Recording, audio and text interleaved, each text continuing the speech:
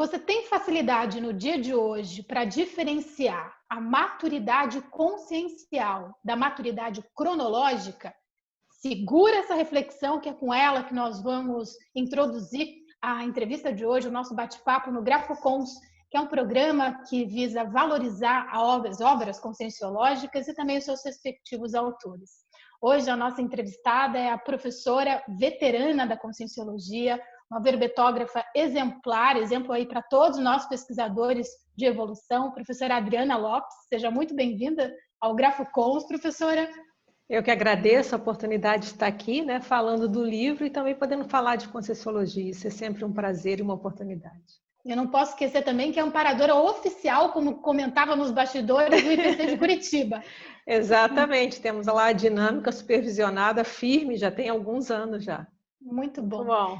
Professora, antes da gente adentrar aí aos sensos evolutivos e contrassensos regressivos, que é a obra que vai protagonizar aqui o nosso bate-papo, falar um pouquinho de isolamento social pandêmico, a maneira como você tem aproveitado esse período, quais as reflexões que você poderia compartilhar conosco, o seu diagnóstico pessoal da situação, que você tem a dizer aí para nós.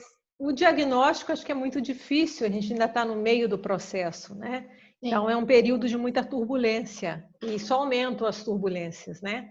Mas toda crise tem um crescimento também. Então eu acho que está gerando em todo mundo, e eu me incluo, muitas reflexões, né? Reflexões sobre uma série de coisas. Até uma reflexão que eu comento é até a questão de uma hora para outra, as pessoas que estão em isolamento tiveram as suas rotinas radicalmente cortadas, né? Então isso a gente pode refletir, como eu lido com isso? Como que eu me adapto a essas mudanças bruscas na minha vida? Como é o meu nível de flexibilidade para lidar com isso? Então, entra a questão energética, qual o nível do meu fôlego para lidar com essa situação. Então, acho que é uma oportunidade de grandes pesquisas, autopesquisas. Agora, em relação ao diagnóstico, é um momento adequado para a gente ir recolhendo dados. Eu relembro muito do Homo Sapiens Urbanizatus, né? Ele foi o livro, o tratado, ele do professor Valdo Vieira, ele é uma recolha de dados da atualidade, né? E ele fez a teoria. Então, acho que a gente está no momento de ficar atento aos movimentos, tanto os movimentos mais alterados, assim, mais patológicos, como também tem tido iniciativas muito positivas e cosmoéticas. Então, eu acho que agora é uma recolha de dados, uma reflexão, e eu penso que no futuro a gente vai ter mais informações até para traçar o que nós estamos passando hoje, né? A humanidade inteira em crise. Então, só isso já vai fazer alguma coisa, uma mudança. Como vai ser essa mudança? Esperamos que para melhor, né? Sim, então, vamos ver o que vai acontecer. E se as pessoas aceitarem o convite, né, quem está nos assistindo agora, para esse momento de introspecção, reflexão, investimento em autopesquisa, quem sabe, o seu livro cai como uma luva. Os Sensos Evolutivos e Contrassensos Regressivos, ele foi meu livro de cabeceira durante muito tempo, instigando a autopesquisa, e os contrapontos parece que oxigenam as nossas ideias, formam aí um campo muito convidativo para a criação de novas sinapses, recuperação de cons, enfim. E ligando a escrita do seu livro com a verbetografia, existe uma familiaridade entre os dois, né? Algo muito íntimo, a sua experiência na verbetografia com a escrita do livro, não é? Isso, a verbetografia foi o grande impulsionador da escrita do livro, né? O livro começou, na verdade, com verbetes. Eu comecei a escrever verbetes de censo naturalmente, né? Houve o convite para as pessoas poderem entrar na enciclopédia e fazer os seus próprios verbetes. E eu fui começando a escrever verbete, eu comecei a ver que havia uma quantidade, na verdade já tinha uns 6 ou 7 de censos. E eu falei, vou escrever um dicionário de censos, o que eu vou fazer? E aí até uma amiga que me deu a ideia, por que você não pega então um número de censos e faz os censos? E aí quando eu comecei a escrever sobre os censos, eu gosto dessa questão do contraponto, né? Falei, bem, se tem esse censo, qual que é o contrário? E o primeiro deles foi até o censo autoevolutivo com o síndrome de Gabriela. Eu comecei escrevendo a síndrome de Gabriela, que é aquela síndrome que tem a ver com a música, né? Não tanto com a personagem do Jorge Amado, mas mais com a música. Eu cresci assim, nasci assim, você sempre assim. Que é aquela pessoa que não quer mudar, ela quer ser daquele jeito mesmo, ela não quer mudar. Eu falei, mas qual seria o contrário disso? Seria o senso autoevolutivo. Então, assim foi vendo esse raciocínio de senso contrassenso de maturidade e imaturidade.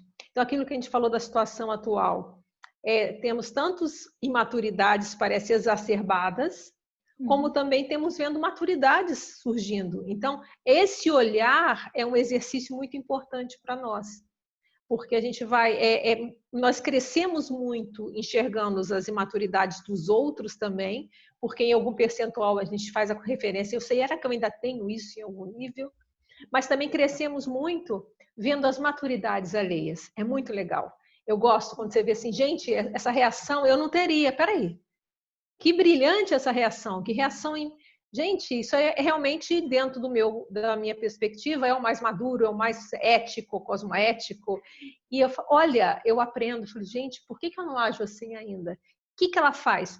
Então, esse jogo é um jogo de algo que nos faz uma autopesquisa, né? A gente vai comparando e é todo baseado na realidade, né? O livro é baseado em observações, né? Experiências minhas, mas também de observações da realidade. Então, nós estamos vivendo um momento rico para ver esse contraponto entre maturidades e imaturidades. Está tudo aparecendo. Então, vamos analisá-las e aprender com elas, né? Sim, dos tantos sensos que temos disponíveis ali, nesses contrapontos que o livro oferece, oportuniza, tem algum em especial que você pensaria como uma contribuição para o contexto atual, nessa fase de isolamento social pandêmico, que você pensa que eu não sei se pensaria um só, né? Mas uma coisa que está acontecendo nesse momento me remete muito ao senso de dignidade, né? A questão da dignidade, de você respeitar o outro, à medida que você age também, se você age corretamente, você está respeitando a sua própria dignidade. Então, todos esses movimentos que estão surgindo, eu acho que lembra muito a questão da dignidade, né? Respeitar a sua dignidade, respeitar a dignidade do outro, enquanto consciência universal, né? Estamos todos no mesmo barco, somos todos seres humanos, né? Então, eu vejo que isso está fazendo, porque toda essa crise está mostrando várias diferenças, né? Até diferenças econômicas. Então, isso tudo está ficando muito claro, né? Então, isso pode, a questão do senso de dignidade pode nos ajudar a refletir bastante sobre isso, né? Então, eu vejo que o senso de dignidade está bem a propósito. Outro senso que tem se falado muito, né? Se ouve muito falar de gratidão, né? Nós temos que ter muita gratidão, porque enquanto alguns estão isolados em casa, tem muita gente que está numa situação, eu digo, muito mais crítica, né? Nós estamos isolados, eu, pelo menos, estou isolada e quer dizer, as rotinas pararam, você tem que se adaptar. Agora, tem um grupo de profissionais que não podem parar. Sim. E esses estão lá na linha de frente, né? Então, a questão da gratidão por essas pessoas, profissionais de saúde, não só eles, né? O hospital não é só de profissional de saúde, né? Tem toda uma equipe administrativa, é muita gente. Sem contar, a gente consegue no supermercado, por quê? Isso tem caminhoneiros, tem pessoas que estão fabricando, os funcionários, quer dizer, se a gente, não dá para falar todo mundo, é uma cadeia enorme de profissionais que estão agora trabalhando, muitos estão trabalhando até mais muito além da rotina, para que nós possamos manter esse processo. Então, a gratidão também eu vejo que pode ser que isso ajude a nós aumentarmos o nosso senso de gratidão. Né? Porque a ideia de senso não é uma coisa congelada, né? Tipo assim, eu cheguei no senso, tenho todo. Não. Se a gente passa na conscienciologia, que a gente está no processo evolutivo, até os nossos sensos, que são chamados evolutivos, aquilo que a gente já tem, por exemplo, não, eu já me considero uma pessoa grata, por exemplo, sempre pode ampliar, né? Porque nós estamos em evolução, a gente sempre vai ver as situações com uma abrangência maior, maior profundidade, e a gente vai vendo, às vezes, gratidões que a gente nem imaginava. Então, eu vejo também, você falou dos sensos, né? Eu vejo dignidade e eu vejo a questão da gratidão também, que tá óbvio, né? Como nós precisamos das outras pessoas e de muitas pessoas que estão ali, estão se arriscando até a pegar o problema de saúde, mas para que uma parcela da população, até para o bem deles, porque nós estamos diminuindo as ruas, né? Para fazer. Então, eu vejo que o processo é muito sério também, a questão da gratidão. Sim, sem dúvida. E o senso de gratidão eu também estico para o que está ocorrendo no dia de hoje nas instituições conscienciocêntricas.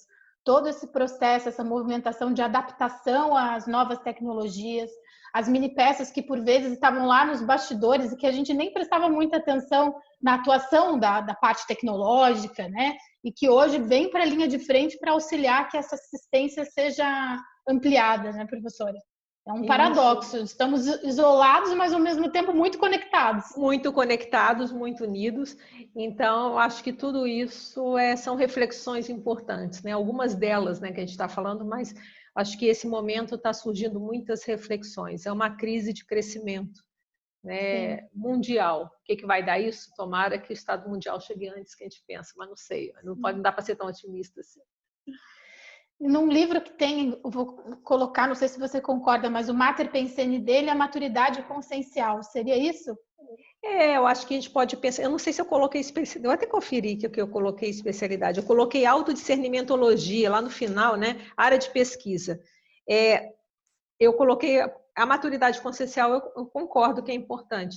Mas talvez o livro, como ele está jogando com contraponto, seria o discernimento. Né? O que é o discernimento? É aquela capacidade de separar o certo do errado, o sadio do patológico, uma coisa que é muito importante, né? O factível do impossível. Né? A gente tem que separar uma série de coisas. Então, o discernimento é separar, né? Tirar o joio do trigo, como falam. Né?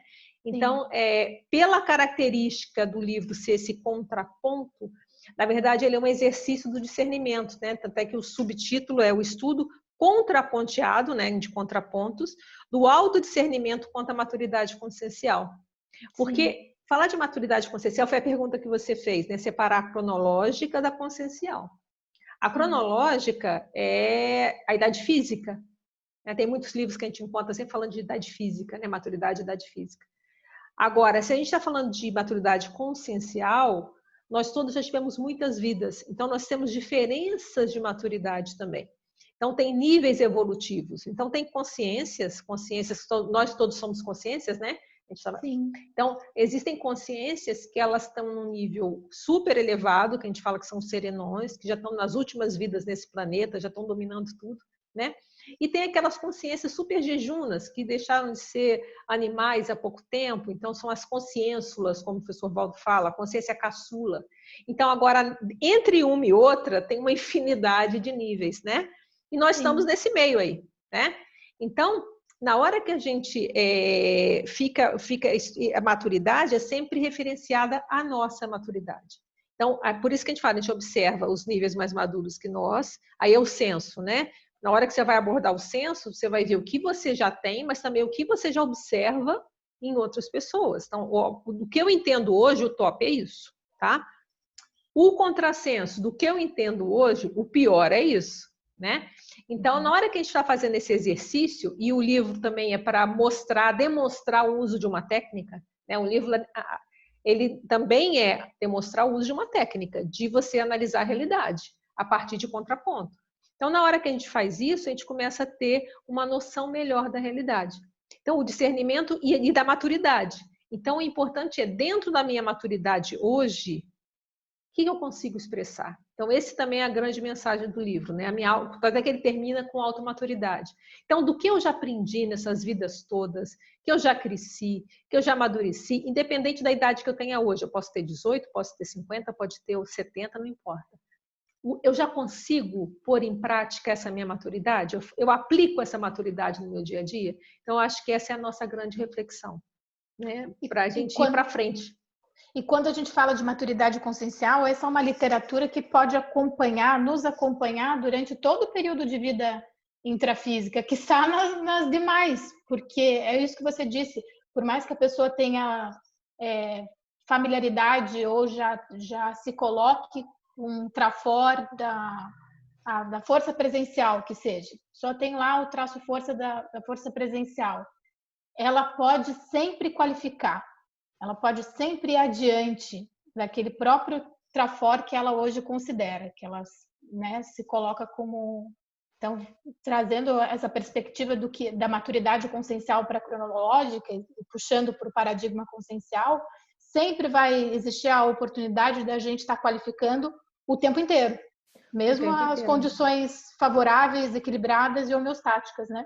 Então, por exemplo, até em relação ao censo, a gente pode ver um jovem de adolescente com um censo muito maior em termos de nível do que um idoso. Porque a gente não está contando só, né, tirando o desconto que na infância as pessoas têm limitações mesmo, têm restrições até cerebrais, né? Às vezes para demonstrar toda a sua maturidade, mas já mostra sinais, né, de maturidade. E isso que você falou é muito sério. Um exemplo que eu gosto de dar é o senso de responsabilidade, que eu não escrevi, ele não está aqui, né? Então, mas foi justamente um desses debates, né? E aí uma pessoa perguntou, até eu falei para ela escrever, não sei se ela escreveu, que ela falou que ela sentia responsabilidade. Eu comecei a dar exemplo. Então, a pessoa acha que ela é muito responsável, não é o caso dessa pessoa, mas vou dar um exemplo, né? A pessoa acha, não, eu sou muito responsável porque no meu trabalho eu sou pontual, chego no horário, não sei o que, não sei o que. Na hora que a gente começa a buscar ampliar o conceito de responsabilidade, a gente pode ampliar até chegar a um ponto, uma responsabilidade planetária. Hoje nós estamos vivendo também isso, né? Eu não me infectar, eu estou ajudando a humanidade também, né? Eu estou deixando de passar para outras pessoas. Então, essa responsabilidade, tanto dos países, de tudo, uma responsabilidade planetária, porque hoje o vírus não tem fronteira.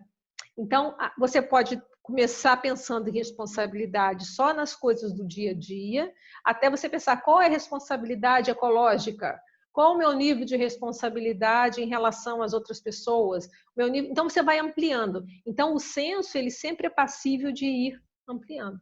Então, e quanto mais a gente tiver nas outras vidas, a gente vai crescendo, a gente vai aprofundando as nossas abordagens, esses sensos também a gente vai começando a ver a realidade de uma forma maior. Então, isso que você falou é muito sério, né? Então, independente das nossas vidas, nós vamos, né, aprendendo com isso também. A gente vai aumentando. Então, o que a gente acha que é gratidão hoje, por exemplo, no meu caso, eu escrevi o gratidão. Eu espero que mais tarde, até na próxima vida, eu olho e falo, nossa, isso aqui está pequeno ainda, porque agora eu já cresci mais, eu estou vendo que tem muito mais coisa. Muito legal. E na época eu não consegui enxergar. Então, essa é a ideia, né? Mas na hora que a gente começa a refletir sobre maturidade, fica mais claro. Então, outro objetivo do livro, vamos pensar em maturidade, não maturidade só física, a maturidade psicológica, além da psicológica, consciencial, né? Já tem livros, tem aquele livro que eu adoro falar, o Maturidade Mental, que é do Overstreet, ele já falava em 61, que ele falava que as pessoas tinham dificuldade de expressar toda a sua maturidade. Ele falava de maturidade psicológica, tá? Então, quer dizer, vamos pensar nisso, né? Vamos pensar mais nisso. Vamos expressar, então, a nossa maturidade psicológica, mas não só isso, nossa maturidade consciencial. Refletir sobre isso, a gente vai começar a entender mais o que é maturidade. É uma forma da gente entender o que é maturidade, então. Para mim é uma coisa, para você pode ser outra, mas já existem alguns consensos. Então, a gente debatendo e estudando, a gente vai tirando um consenso. Então, o que é hoje, no nosso entendimento, a conduta mais madura? Ou seja, o que é maduro? Que é a conduta que está melhor desenvolvida, né? Pensando que não é um teto, não é um desenvolvimento pleno, não. Mas naquele momento histórico, ano base 2020, o que seria o mais maduro? Então, essas reflexões também nos dão meta, porque no início elas podem ser mais teóricas, né? Então, o que eu considero mais maduras? Eu não consigo aplicar ainda, mas eu já tenho uma meta. Então, na próxima vez que acontecer uma situação, eu já tenho um norte. Olha, o mais maduro, poxa, eu vi aquela pessoa, lembra que eu dei o exemplo? Aquela reação madura dela, eu não tenho isso. Eu vou tentar, não, deixa eu tentar ter essa reação. Como é que é isso? Então, a gente vai vendo nortes, a gente vai vendo caminhos a serem percorridos, né? Então, eu acho que isso é bem interessante da gente estudar a maturidade. E isso que você colocou coaduna com o nosso próprio senso de cosmoética, né? O nosso senso de cosmoética sendo a bússola e norteadora da caminhada. Faz sentido? Sim, sim. A questão da cosmoética, essa ética maior, né? Essa ética abrangente que pegaria todo mundo, né? Pegaria a humanidade inteira. E eu entendo a cosmoética como tem as leis da física, né? Elas estão aí, mas a humanidade, ao longo do tempo, vai descobrindo e continua descobrindo uma série de leis que regem, né? Por exemplo, a física. E assim vai a astronomia, assim vai, né? Eu entendo a cosmoética da mesma maneira. Então, existe uma série de regras que foram dadas, não sei quem criou essas regras, como a gente não sabe quem criou as regras da física, o que aconteceu, Sim. Isso ainda tem grandes debates aí, né? Então, existem leis dadas que são as leis que regem a gente de evolução. Por que um evolui mais, o outro evolui menos? Por que um vai mais rápido que o outro? E nós vamos também descobrindo, nós enquanto humanidade, vamos descobrindo essas leis da cosmoética com a nossa experiência. Então a gente vai experimentando, vamos vendo os resultados e nós vamos construindo, né? E entendendo melhor o que são essas leis da cosmoética. Então Muito é bom. por aí que eu entendo. Agora vamos falar um pouquinho dos para-bastidores da escrita dos censos evolutivos e contrassensos regressivos. As sinaléticas, os insights, como que você sentiu aí nos para-bastidores dessa escrita? Na escrita, eu fiquei um período de imersão, mas mesmo assim eu tive uma série de sincronicidades. Uma coisa foi interessante, eu lembro que eu tirei aquele ano para o livro nascer, né? Já tinham vários verbetes, mas o livro são verbetes ampliados e conectados de uma forma inédita, né? Então, mas eu falei assim, não, agora eu tenho que sentar, isso tem que sair, né?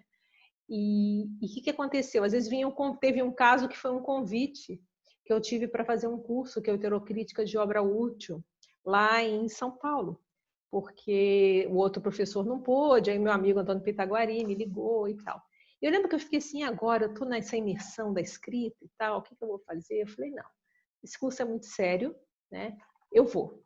E eu fui. E a sincronicidade que eu fui lá no final do curso, se eu não me engano, não sei se foi num dos dias lá, não sei se foi o último, me chega um amigo lá de São Paulo, que veio com um livro para mim de presente, que era A Sociedade que Não Quer Crescer. E eu estava mexendo nessa época no capítulo que era infantilização social. Olha! Então, essas sincronicidades, assim, é o Zé Roberto, né? Ele é um grande amparador de livros lá, famoso, né? No IPC de São Paulo. Sim, ele já me presenteou também, ele é Não, muito... ele é sensacional. Ele é amparo. Ele é fora da curva. Então, isso foi uma coisa assim. Então, tem essas sincronicidades. Tinha momentos também que a escrita travava, eu tinha que organizar a casa, era uma coisa assim muito estranha. Então eu tinha que organizar, aí eu pegava aquele guarda-roupa, arrumava o guarda-roupa inteiro, aí parecia e depois voltava para escrever. Então aconteciam umas coisas assim, meio diferentes. E o livro que eu vi foi um processo ele foi construído devagar, ele foi... Até que começou com censo, depois eu resolvi colocar contrassenso, aí de repente falei, não, agora eu vou colocar um capítulo para juntar um com o outro. Então, não era uma coisa que eu tinha assim, pronta, vou fazer isso. Ele foi sendo feito ao longo do processo. Então, a gente via muito amparo nessas questões, né, dessas sincronicidades que aconteciam, essa e outras que aconteciam, né, de chegar um livro, de alguém fazer um comentário. Então, eu vi como é que não dá para parar, né? Ao mesmo tempo que eu dei preferência, a maior parte do meu tempo para o livro, mas eu não deixei de fazer as outras coisas. Eu tinha esse feedback, porque na hora que eu ia, e vinha uma informação, vinha alguma coisa, eu falei, não. Então, o processo é esse mesmo, né? Vamos em movimento, né? Sim. Mas é uma questão de prioridade. Realmente a prioridade máxima naquela época era essa, mas não quer dizer que eu não deixava de fazer as outras coisas e que me mostrou que era rico. Na hora que eu ia fazer uma itinerância, que eu ia fazer alguma coisa, tinha alguns feedbacks, ou eu pegava, somava, não diminuía, né? Somava na escrita do livro. A escrita, como você é uma referência dentro da Conscienciologia pela escrita de verbetes, pelas tantas gestações conscienciais, você coloca também o processo de escrita como um chamariz aí para os amparadores, para essa intervenção benévola dos amparadores, seja nos nossos processos de reciclagem, de autopesquisa, como da própria assistência que é feita ao grupo? Para mim, não dá para generalizar. Eu acho que cada um tem que ver o seu jeito, né? No meu jeito, pelo meu temperamento, pela minha maneira de ser, eu vejo que a escrita é um grande balizador para mim. Então, às vezes que eu estou mais enfronhada na escrita, me facilita muito a conexão com os amparadores, o campo, né? Eu já comentei isso já em algumas tertúlias, né? Ter o seu local de estudo, aquele lugar sempre ali, você tem o seu holopensene, então só de sentar ali já me acalma, já me tranquiliza, já me conecta.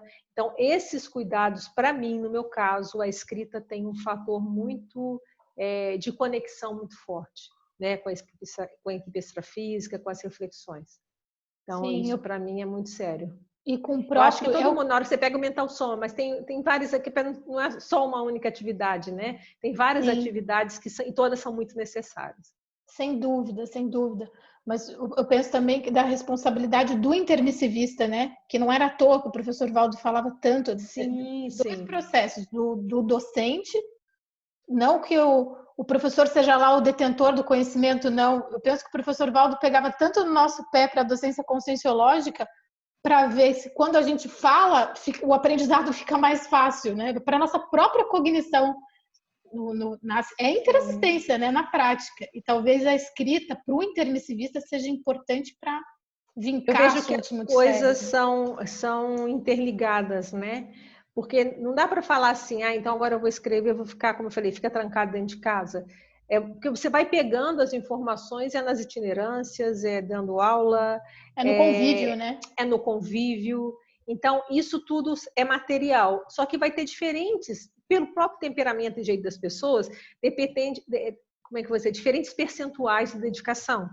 Então, essa pessoa vai dedicar mais tempo para uma coisa, outra vai dedicar mais tempo para outra. E eu acho muito importante, tem um verbete que eu escrevi, que chama orto-caminho singular.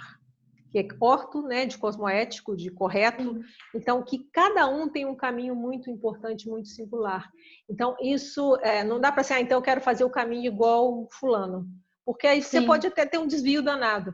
Então, por isso que eu tenho que tomar esse cuidado, assim, esse é o meu caminho hoje, no base 2020. Pode ser que às vezes eu vou mudar alguma coisa. Tem época que eu dou mais, e é natural, tem época que eu estou escrevendo mais, tem época que eu tenho que dar preferência a outras coisas. A gente vai jogando, por exemplo, tem 2 anos que eu estou itinerando, estava num ritmo de itinerância bem intenso, né? O ano passado eu itinerava a cada 15 dias. Então, tudo isso eu vi, isso reflete na escrita, porque você. Mas é importante também. São coisas que vão te dando elementos. Então, esse carregamento de tempo é muito individual, a gente tem que saber fazer. E é o momento. Foi até bom, né? Porque agora parou tudo, né? Então, então, ano passado foi realmente assim, fora da curva, né? E ao mesmo tempo fala assim, olha, então, mas foi ótimo, né? Porque hoje parou tudo. Então, todo aquele aprendizado, tudo aquilo ali, agora tem tempo de você escrever e refletir sobre ele. Então, eu acho que esse jogo, assim, por isso que aí entra o discernimento de novo. Né? Exercitar o discernimento é importante para nós, para a gente ver onde eu estou. Aí tem um senso, né? Que é o senso de orientação existencial, que está aqui. Que é justamente isso. Qual é o meu contexto? A gente começar a aprender isso, né? A gente ter essa visão do contexto. Onde está a demanda agora e onde eu me encaixo melhor? Onde eu vou render mais? Isso dá trabalho. Às vezes a gente erra, às vezes a gente acerta, né? Mas é esse exercício que a gente vai crescendo, porque a gente vai aprendendo para tentar errar cada vez menos. Vai continuar errando? Óbvio que vai, né? Mas se errar menos já tá bom. E não errar o mesmo erro também tá ótimo, né? Muito porque aí bom. já é demais, né? Sem dúvida. Agora, quanto à leitura do livro, eu lembro que você falou agora do Horto Caminho, a particularidade de cada consciência até no momento da leitura em si, né? Eu, Isabela, fiz a leitura corrida do livro. É o jeito que eu gosto. Embora os censos que mais mexessem com a minha autopesquisa, eu, né, revisitava. Qual que é a tua sugestão aí para a leitura dos censos evolutivos? É a sugestão que você acabou de falar. É o que cabe para... Sim. Eu gosto de ler de cabo a rabo, porque fez uma diferença muito grande quando eu li os tratados, assim, né? Eu li todos, porque eu depois virei revisora, então eu li todos. Mas antes disso, quando eu li o Prodissologia e os 700 Experimentos, só tinha os 2 na época, e eu li de capa a capa, isso para mim fez uma grande diferença. Então, eu gosto de ler assim, tá? Mas cada um tem que ver o seu jeitão, porque essa pessoa, e eu acho que o interessante é a motivação. Então, tem gente não, ela gostou do gratidão, então vai lá e lê o gratidão, entende? Sim. Porque eu já teve um relato também de uma pessoa, nossa, que estava estudando dignidade, leu dignidade. E falou, nossa, por quê? Porque a pessoa estava motivada naquele tema. A pessoa estava... Então, esse jogo também eu acho legal. Então, uma pessoa o que eu aconselharia? Ler a parte inicial, porque vai definir bem o que é senso, o que é contrassenso. Não precisa ler tudo, porque o que acontece? O livro também, eu tento dar umas dicas da parte formal. Né? O que eu fiz? Como eu fiz? Né? O como eu fiz está no livro. Então, os primeiros capítulos a gente vai tentando explicar o que é senso, contrassenso, o que é maturidade. Tem um capítulo que a gente chama de perspectiva conscienciológica para a turma que está começando, né? Então, ali a gente tenta fazer um resumo dentro do possível, porque a Conscienciologia é muito grande para resumir, mas pelo menos assim, os tópicos principais para a pessoa que está lendo, ela saber de onde nós estamos falando, né? Nós estamos saindo de onde, né? Aí, depois disso, a pessoa aí vai ter uma série de explicar como é que foi a forma, esquece isso. Vai para os censos, né? Ou vai para a parte final que fala de maturidade. Mas aquele censo, como eles são individuais, são 11 grupos soltos, né, por assim dizer, né, individualizados, eles não têm um encadeamento. Então, você vai ter aqueles 11 censos, como se fosse um dicionário, né? Tem os 11 censos, contrassensos e a relação entre eles. E a parte final que vai falar mais da maturidade, do top da maturidade, da infantilização social e assim vai. Então, eu acho que a pessoa pode jogar, né? Também. Então, aqueles que gostam de ler direto como você, eu acho ótimo, que é o meu jeitão. Mas a outra pessoa, ela pode ir, porque isso vai também tomando gosto, né? Ela vê isso, vê um, gosta, estou motivada com esse agora. Agora eu vou no outro. Ela vai assim, daqui a pouco ela lê o livro inteiro também. Legal, e aí, se motivar para saber a parte técnica, lê lá a parte inicial e as planilhas no final também, que tem um resumão lá do como eu fiz. Muito bom. Professora, para a gente finalizar, podemos encontrar os censos evolutivos e contrassensos regressivos no Shopcons, é isso? Quem ainda não adquiriu? Tem o Shopcons, tem Editares, tem o IPC vende também, né? As livrarias do IPC, não sei as outras ICs como é que está isso, mas basicamente no Shopcons, na Epígrafe aqui em Foz do Iguaçu, e muitas ICs, né? Algumas ICs elas vendem também nas suas livrarias. Então, fica aí a dica, dei o meu e-mail lá, qualquer coisa, sugestões são sempre bem-vindas.